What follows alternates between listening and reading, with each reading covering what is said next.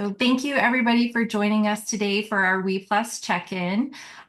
We have two guests with us today. The first one is Kim Reimann, and I am just so thrilled to have her here. She's made such a profound impact on services and families in Wyoming, just with the support systems and everything that she's worked so hard at with Wyoming Hands and Voices over the last what is it, 20 years, Kim? I don't know exactly what it is. We'll say 20-ish years. So Kim is a mom of three kids, and two of those that have a hearing difference. And I think just her countless hours as a parent, but also her countless hours to improving resources. She helped found the Wyoming Hearing Aid Program, the WEII program in Wyoming, and then also has served for legislative campaigns in Wyoming. Um, and then also just serving in numerous roles now and in the past as a family educator and the Wyoming Hands and Voices Assistant Director. And I just think her unwavering commitment, warmth, and leadership have just made her a wonderful addition and support for families and all the professionals in Wyoming, myself included. I also do want to say that Kim was awarded the 2025 Family Leadership Award at the WEII conference, at the National WEII conference this year. So we're just so thrilled to have her here. Yay, Kim! Thank you. And we also have Kristen Campbell with us today too. She is also a parent of two kids with hearing differences, and she is our new executive director for Wyoming Hands and Voices. So I'm so thrilled to have both of them here today to talk about family support and just their perspective that can help us as early intervention providers. Kim, I'll hand it over to you. Okay. Thank you, Melissa. Thank you, ladies. I'm so thankful to be here today and to be able to get to meet everyone. Um, it's just an honor to visit with you guys and know that you all do such important work for our families and our children that we have. I am going to just let you know that we are here to kind of talk with you about how family to family support plays a crucial role in a family's overall acceptance of their child's hearing loss diagnosis and helps them to have improved interactional responsivity and feel less isolated. And this presentation will explore the significance of family to family support. Next slide, please. So, Melissa, you did such a beautiful job introducing myself. I feel very humbled and honored to be a part of this. Like Melissa said, I am a parent of three children. My oldest two have a hearing difference. My oldest one was actually diagnosed with a hearing loss when she was 7.5 months old, and she is the reason I am here and what has brought me to my passion in life, and that's working with families and supporting families of children who have hearing loss. We will be presenting this presentation from the parent perspective, but also from the philosophical perspective of Wyoming Families for Hands and Voices. I have been involved, well, my daughter is 25, so I've been involved for many, many years, and it's kind of time to pass the baton. And I am so excited to pass that baton on to that Kristen Campbell will be coming in as Hands and Voices' new executive director. So I'm going to pass it over to Kristen real quickly to introduce herself. Thank you, Kim.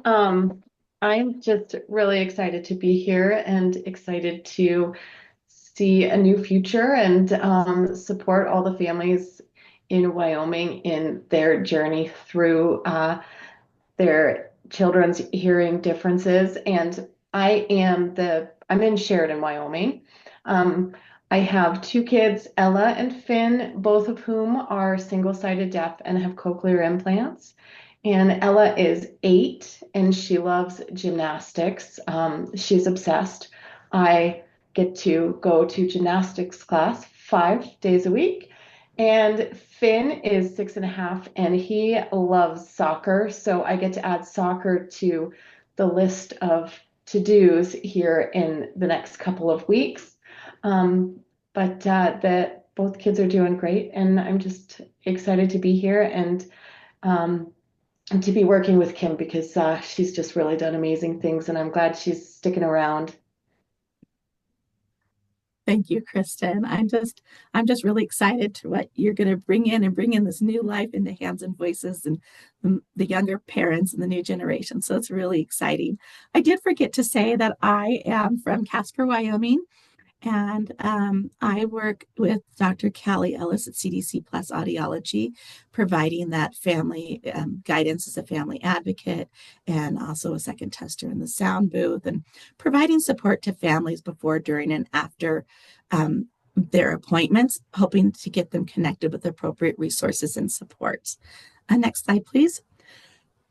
And if you guys will forgive me, I'm getting over a pretty bad sinus. My voice is a little crackly and I've still got a little bit of a cough.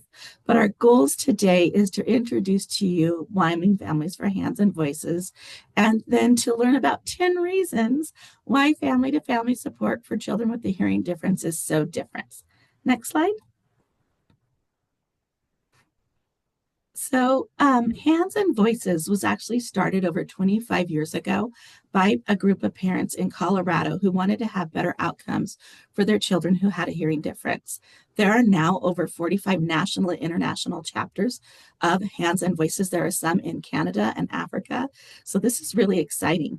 And on a national presence, Hands and Voices has been able to build a strong network of families, professionals in all related fields, state and federal tech support resources, modality-based groups, institutions of higher education, and consumers of people who have a hearing difference.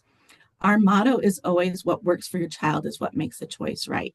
We believe in if it works for your child, that's fantastic. We are going to be there to support you and make sure you have the support you need. Our mission is that Hands and Voices is a parent-driven organization that supports families who have children are deaf or hard of hearing without a bias around communication modes or methodology. We are just all about communication. It's important that your child have ability to communicate, and whether you choose spoken, sign, or both, we are here to support you. And we envision a world where children who are deaf or hard of hearing have every opportunity to reach their fullest potential. Next slide, please. So Hands and Voices in Wyoming was actually founded in 2006 by Deb Hubdy and Wendy Hewitt. And Wendy Hewitt had been our executive director for over 18 years. She just stepped down this past July, and Kristen has come on and is taking over the helm of things. And I'm staying on as the assistant director for a while. And also I will still be as the Guide by Your Side coordinator. But we are a parent-driven organization run by parents for parents. But we also are there to help support professionals as well. And we provide outreach activities, parent-professional collaborations, and advocacy efforts are focused on assisting deaf or hard of hearing children to reach their highest potential. One thing I want you to know is that we currently have over 300 parent and professional members of Wyoming Families for Hands and Voices. Next slide, please. Excuse me. Hands and Voices provides families with the resources, support, networking. We want to improve communication access for our children and improve their educational outcomes. We have statewide activities, advocacy activities as well, and we collaborate with other entities. Next slide, please. So Hands and Voices, it's a comprehensive group of parents and professionals. We work together to benefit the children who are deaf or hard of hearing. And some of the things that we have done is we organize and provide unbiased support to families. We provide outreach events, educational seminars, advocacy seminars, lobbying efforts, and our parent-to-parent network. Our organization helps to impact professionals as well as systems. And we just envision an organization that's united by our mission, which is to help children prosper and to reach their fullest potential. Next slide, please. So some of the statewide collaborations we have on here are that we work closely with the Wyoming Early Hearing Detection and Intervention Program.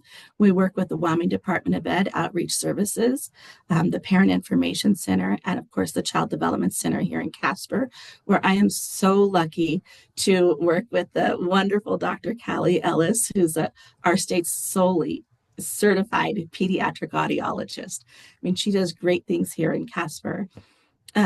And one of the things I wanted to let you know is like last year, we worked really hard. Hands and Voices, the parent movement, worked really hard to increase the number of outreach consultants with the Wyoming Department of Education. And if it weren't for parents and professionals and our legislators fighting for us, we would not have had these individuals. But because of that, we have 2 new individuals who started, I believe it was last October 1st. So that's really exciting. Next slide, please. So this is some of our programs that we have within Hands and Voices. There are programs and collaborations that we do.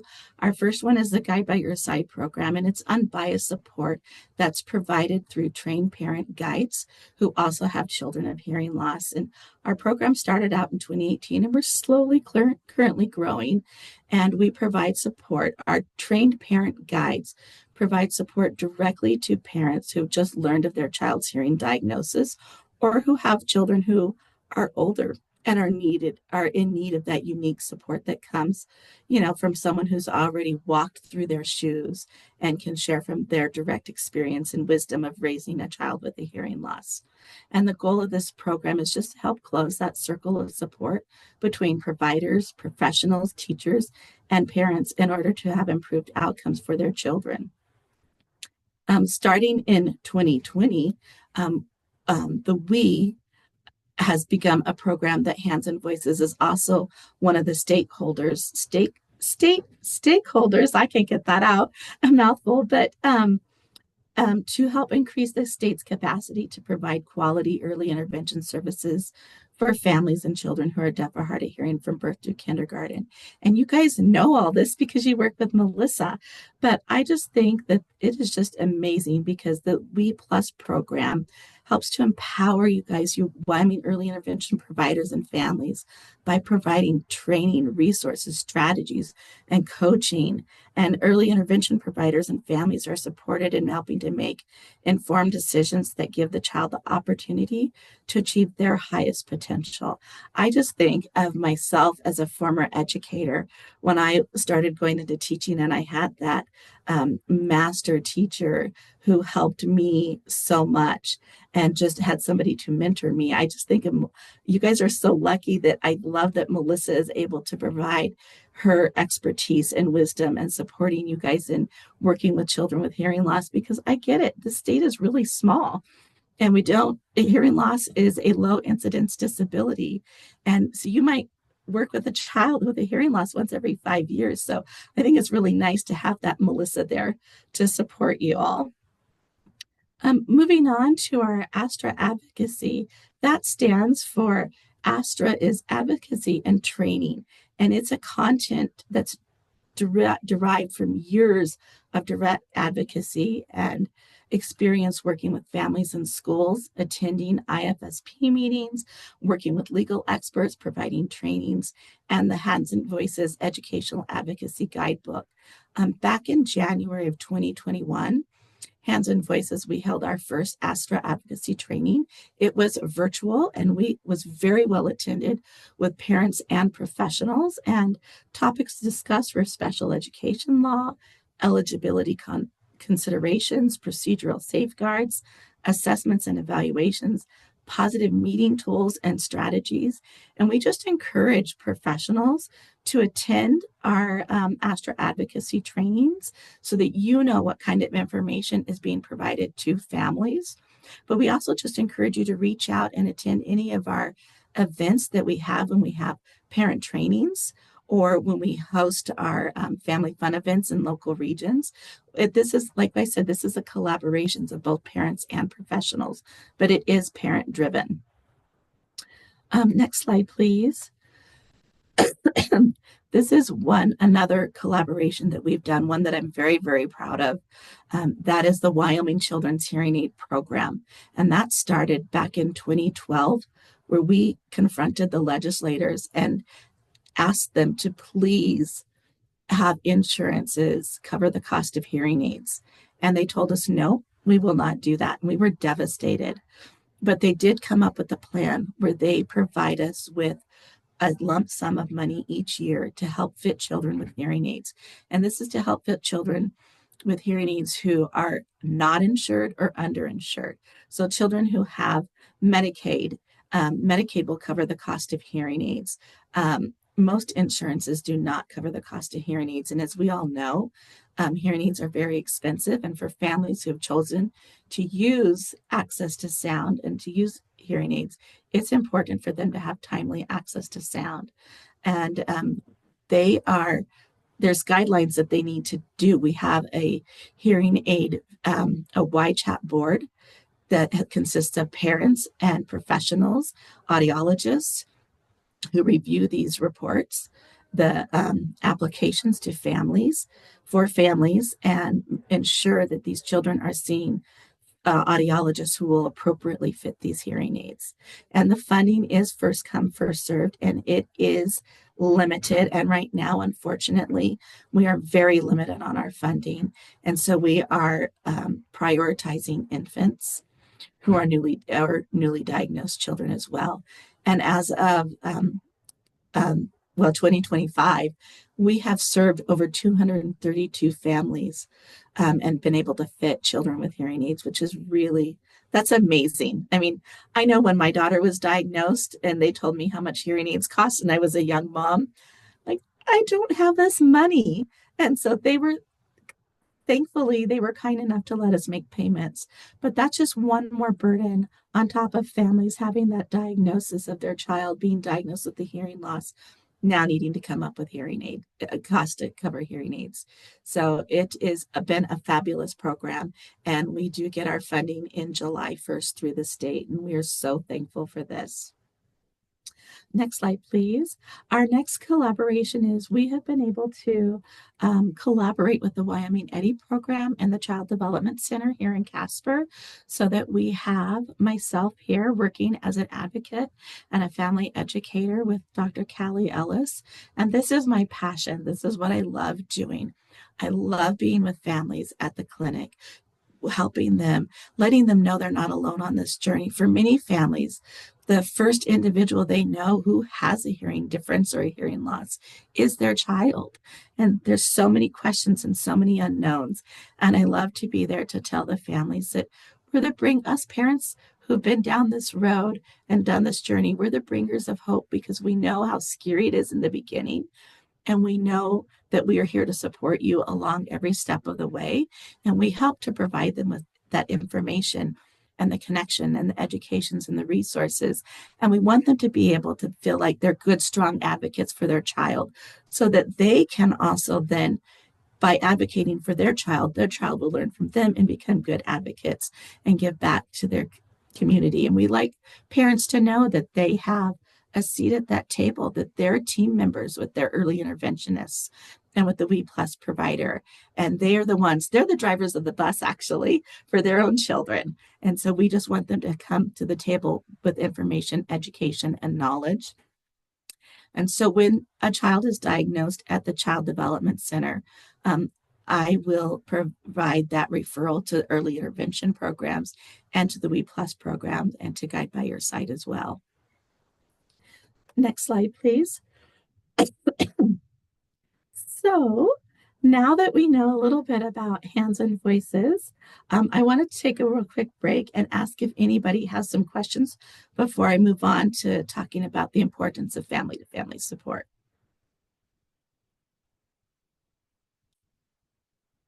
Okay, if there's no questions, I will move on to the next slide, please. And so it's been through our collaboration with the WEII that Hands and Voices strives to help meet the needs of parents by providing that non-biased support to families raising a child with a hearing difference, as well as supporting professionals in the working field. And I feel so strongly that this statement by the Joint Committee on Infant Hearing is so important that I do want to read it out loud. That given the low incidence of children who are deaf or hard of hearing, families often feel isolated and do not typically have support opportunities in their established communities. Being deaf or hard of hearing impacts the child as well as parents, siblings, extended family, and the community. And no one understands this as well as other families with children who are deaf or hard of hearing. Families report that there is something unique and important in receiving support from other parents and families who have children who are deaf or hard of hearing who have been there. Opportunities for families to communicate with one another, chat online, and attend activities designed for communicating with other parents and families are a valuable component of the circle of support. Families rank family-to-family support as one of the most helpful forms of support for families. Families and parents reporting participating in social networks with other parents, families, or of deaf or hard of hearing children had less isolation, greater acceptance of their child, and improved interactional responsivity. And while this statement is from almost 20 years ago, it is still pertinent for today. I mean, families are continuing to raise their children with hearing loss. And I know that when my daughter was diagnosed with her hearing loss, I did not have anybody to turn to. And I felt really isolated. Like, I want to know things like, am I making the right choices for my daughter? Is this a good hearing aid company? Is this a good audiologist to go to? I remember stalking a mother in Sam's Club because I saw her daughter wearing hearing aids. And I just wanted to know, was her daughter okay? Was she doing okay in school? Did she have friends? What modes of communication did you use? So it is really, really important to have families connected with other families. Next slide, please. And so with that, I'm going to talk to you about 10 reasons why family-to-family support for children with a hearing difference is so important. And the number one thing is providing unbiased delivery of support and respect for informed parenting decision.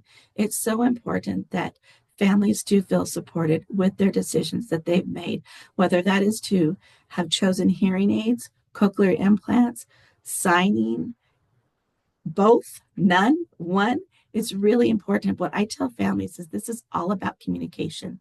And you want to provide your child with that ability to communicate and also to maybe, while you're sitting here in this diagnosis, when your child's a newborn, you also kind of need to be in that moment, but need to think about, where do you want your child to be when they're 18 years old?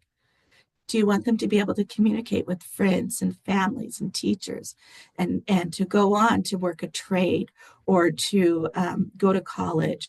You want them to reach their fullest potential.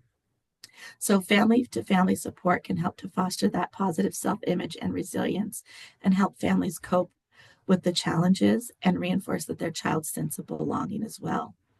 And we all know that hearing loss can significantly affect a child's cognitive, social, and emotional development.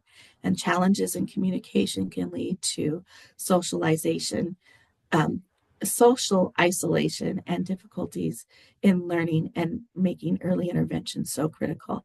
I always tell families when they're at the clinic, when we refer them to early intervention, that these people are going to welcome you in and they're going to provide you guidance and support, and they're going to become part of your family. I know for us, like, my early interventionist was in our home every week, at least once a week, for an hour. Sometimes she was at our house twice a week. And sometimes our sessions weren't just about speech therapy. They were kind of a counseling session for myself, because it takes time for families to accept what's going on and to understand what's going on with their child. And it's nice to have that support from not just their early interventionists, but from families as well. And when families share the positive experience that they've had with their child, it also helps other families to help accept their child's hearing loss and to know that they can have a positive experience as well. We're also helping families to learn how to become good, independent, and self advocates for themselves and for their child so that they can pass this on. Next slide, please. And I'm hoping that you're reading along if you can, because I'm trying not to like do every word for word, but I do like you to have this if you want to go back and refer to this, because I'm a wordy person and I love to like go back and read slides when I'm at a presentation. So I have that to share with families. But preparing families to deal with their emotions and navigate the different emotions they might deal with and experience as a parent is very important. And also working with the children and extended family members is really important. And providing that emotional support, it's essential for families. And I had found through my own experience that even though I was raising my child with a hearing loss, my husband and I were on two different wavelengths. He thought it was easy, of course, and I'm so thankful that he was able to go to work and work so that we had this time for me to be home with my child and work with her. But it wasn't always easy. So that's also important to realize that while you have parents living together, they're also experiencing things differently, as well as the siblings. My two other siblings didn't get always as much as attention as my oldest child because we were always going to appointments for her. But we did try to include them in everything, help them know that, hey, if you see a hearing aid on the ground, you want to be sure and give that to mom or dad or an adult because we don't want to lose it.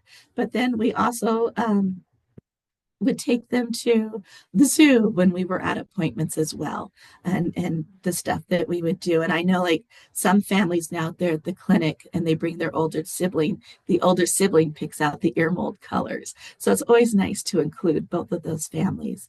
And also having that family to family support helps to create a place to model answering some common questions family might have, and they know that they're in a safe, secure environment, that this is information that I can share with a family to family, and I'm not going to upset a professional who's working with my child because I have questions about, am I at an appropriate audiologist, or I'm not sure if I'm getting enough services. Do you think this is appropriate services? They can come to a place that is confidential and safe, and we will help to traverse this road together. And also helping them to have appropriate expectations for their child as well. It's really important. Next slide, please. So having those appropriate expectations is really important, like I said. And we also help to provide families with understanding and information about all the systems around, such as the early hearing detection and intervention system, the child development center, how that works, early intervention, providing them with access to deaf role models or other parent guides as well, and to help them to know the understand and importance of following up with your healthcare services, attending to your appointments, medical appointments, making sure that you're present when you have your early intervention services. When you're an early interventionist and you come to a family's meeting appointment, you want to make sure that they're engaged as well. So it's important that families know, turn off the TV, try to, make sure there's no distractions, but and come prepared for questions and answers that you might have for the families as well when they ask you, well, how did things go this week? And most early interventionists know that we live in a real world. Sometimes we didn't get around to working on the lesson they taught us to do that week. It just happens. It's life. But I know that most early interventionists like, that's okay. We're human. We'll work on this again, or we'll double back. And how can I help you? Because I know that my early interventionist was there to support me. And we just want to help to empower families to love and nurture and bond with their child, because that's your love for your child doesn't change whether they have a hearing difference or a hearing loss. Okay, next slide, Melissa. Are there any questions from you for myself and Kristen regarding supporting families with family to family support with hearing loss?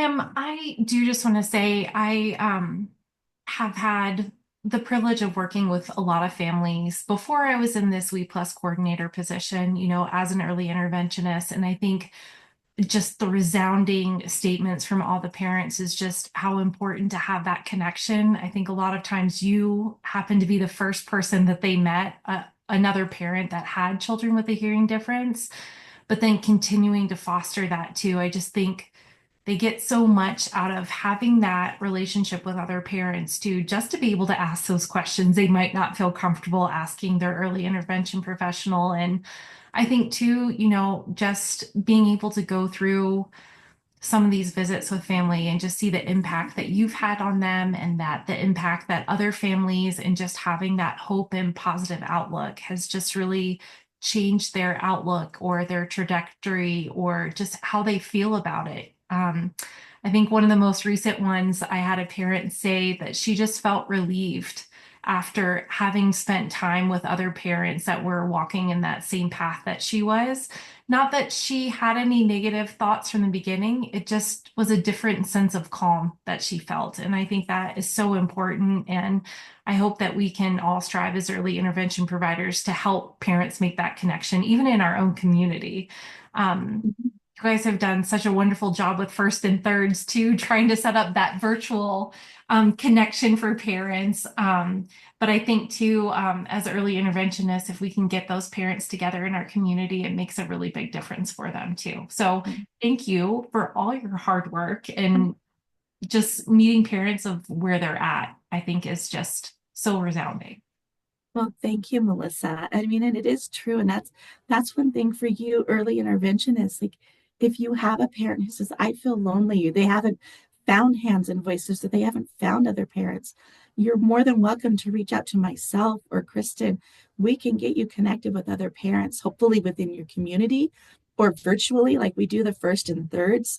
So they can, we know Wyoming's a vast state, and there might be one or two kids in your area who have been diagnosed with hearing loss. So it is really important that they are feeling supportive. So if you ever have that need where I'd like my family to meet another family, we can certainly be helpful in getting those families connected. So thank you. Next slide.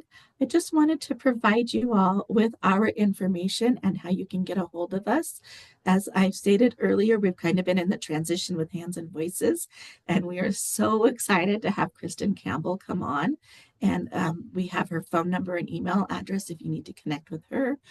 Myself, I'm in the middle, and then Katie Charlebois, she is from Sheridan as well, and she has come on as our social media content coordinator. So look for our Hands and Voices Facebook page and website to be more active and updated here in a few days. And thank you guys all so much for this opportunity to just share with you about Hands and Voices and why parent-to-parent support is so valuable and important. And I just appreciate all of you and the work you do. It's important and it makes a huge difference.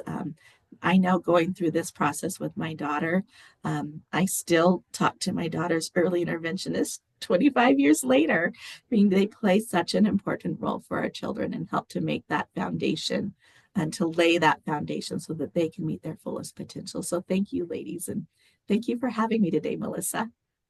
Thanks so much, Kim.